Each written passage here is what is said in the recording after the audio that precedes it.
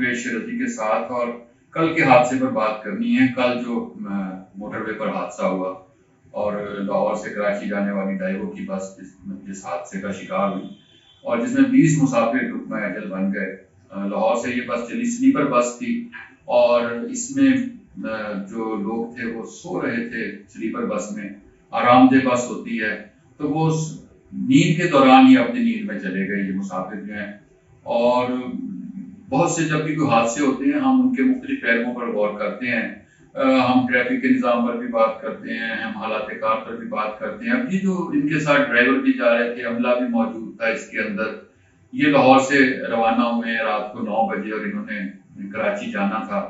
اور ظاہر ہے اوور سپیڈ بھی ہوتے ہیں، ٹائمنگ بھی ہوتی ہے کہ ہم نے دیر سے پہنچنا ہے. قصور اس میں بس ڈرائیور کا ہے جس نے پیچھے سے آئل ٹینکر کو جلال پور کے نزدیک ٹکر ماری اور جس میں دونوں میں آگ بھڑک اٹھی اور لوگ زندہ جل گئے اور 4 زخمی ہیں، 6 زخمی ہیں جن کو یہاں لایا گیا تھا، ملتان لایا گیا تھا برن یونٹ میں سے، جن میں سے 2 جو ہیں وہ صحت یاب ہو گئے. باقی جو ہیں ان کی حالت بھی اچھی نہیں ہے، کریٹیکل ہے. ظاہر ہے اتنے بڑے حادثے کے بعد ہم انتظامیہ کی جانب سے روایتی بیانات آتے ہیں لیکن ان چیزوں پر غور نہیں کیا جاتا. ڈائیو ایک بڑی سروس ہے، طاقتور لوگ ہیں اس کے مالکان جو ہیں، اور جتنی بھی پاکستان میں ٹرانسپورٹ ہے اس پر چند لوگوں کا، چند گھروں کا، چند لوگوں کا قبضہ ہے. اور وہ قبضہ ہم ہمیشہ سے سن رہے ہیں.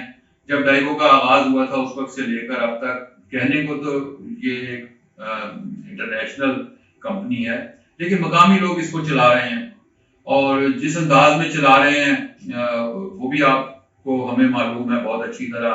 ان کی تنخواہیں کتنی ہیں یہ بھی ہم بہت اچھی طرح جانتے ہیں. ان کی جو بس ہوسٹس ہوتی ہے یا بیچ میں جو ان کے ساتھ اور سیکورٹی گارڈ وغیرہ کام کر رہے ہوتے ہیں ان کو کتنے پیسے ملتے ہیں.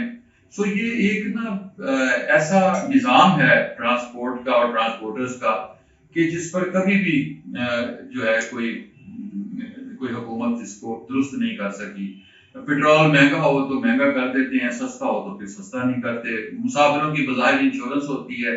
اب یہ جتنے مسافر ہیں کہنے کو ان کی انشورنس ہے لیکن ان کے لوائقین کو کہاں ملے گی انشورنس کی رقم؟ ہم نے کبھی ایسا معاملہ دیکھا نہیں. یہاں تو یہ حال ہے کہ جن کے سیلاب میں گھر بہہ گئے اور سب کچھ بہہ گیا ان سے کہا جا رہا ہے کہ امداد لینی ہے تو شناختی کارڈ لے آئیں. بھائی جب ان کا سارا سامان بہہ گیا وہ شناختی کارڈ کہاں سے لے کر آئیں گے آپ سے امداد لینے کے لیے؟ اور دینے کے آپ نے 4-5 ہزار روپیہ دینا ہوگا اور کتنا 10,000 دیں گے جو بھی ہے. اور پھر وہ اس میں امداد تقسیم کرنے والوں کے پاس بہت سے جعلی کارڈ ہوتے ہیں، بہت سے کارڈ انہوں نے بنوائے ہوتے ہیں، انگوٹھے بھی ان کے پاس موجود ہوتے ہیں. ادائیگیاں ایسی ہو رہی ہوتی ہیں، جو اثر لوگ ہوتے ہیں انہیں ادائیگیاں نہیں ہوتی. سو اسی طرح بھی اس حادثے کا شکار جو لوگ ہوئے ہیں ان کے شناختی کارڈ بھی ہیں، ان کے نمبر بھی لکھے ہوئے ہیں، سارا کچھ لکھا ہوا ہے. افسوسناک بات ہے، یہ ضمنی باتیں ہیں لیکن اصل میں یہ انسانی المیہ ہے. تو کہیں سے آیا ہوگا، کوئی جا رہا ہوگا، کوئی شاپنگ کے لیے آیا ہوگا، کوئی شاپنگ کے لیے جا رہا ہوگا، کوئی بزنس ٹور پر جا رہا ہوگا، کوئی اپنے دفتر جا رہا ہوگا. کوئی ایسے لوگ بھی ہوں گے جو چھٹیاں گزار کے واپس جا رہے ہوں گے. چھٹیوں میں بھی لوگ گھروں کو چلے جاتے ہیں. پچھلا ہفتہ چھٹیوں کا گزرا ہے اس میں بھی لوگ گھروں کو چلے جاتے ہیں. سو وہ لوگ بھی شاید اپنے گھروں کو واپس جا رہے ہوں لیکن یہ ایک دردناک عمل ہے. ہم ان ایسے حادثات کا دنیا بھر میں ٹریفک کا نظام جو ہے وہ بڑا سموتھ ہو گیا ہوا ہے، بلکہ بہت سارے ممالک ہیں جن میں ٹریفک کے حادثات کے عملاً ختم ہو چکے ہیں اور وہاں کیسا ہی کیوں نہ کنڈیشن ہو وہاں ٹریفک حادثات جو ہیں وہ کبھی کبھار ہوتا ہے. جب کوئی ٹریفک حادثہ ہوتا ہے تو پھر وہ ایک خبر ہوتی ہے لیکن یہاں ہم بچپن سے دیکھ رہے ہیں ان واقعات کو اور ہم نے ساری عمر دیکھا. کچھ چوراہے جو ہیں وہ خونی چوک کے نام سے مشہور ہیں. نام اس کا خونی چوک کر دیا لیکن چوراہے کو درست نہیں کیا. خونی چوک اس لیے کہ وہاں اکثر حادثات ہوتے ہیں. سو ہمارے یہاں یہ ایسی بہت ساری چیزیں ہیں. مسئلہ صرف اتنا ہے کہ ہمارے یہاں انتظامیہ جو ہے انتظامیہ بے اختیار ہے، حکومتیں بے اختیار ہیں.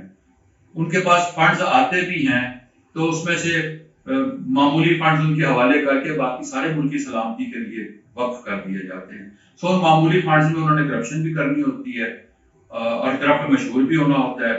تو جہاں زیادہ فنڈز جاتے ہیں وہ تو کرپٹ بھی نہیں ہوتے اور وہ کرپٹ مشہور بھی نہیں ہوتے اور انہیں کرپٹ کہا بھی نہیں جا سکتا. سو یہ بہت ساری باتیں ہیں.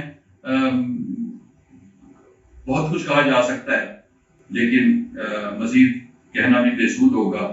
آپ دیکھتے رہیے میرے چینل کو، آپ کی رائے کا مجھے انتظار ہے۔ خدا حافظ۔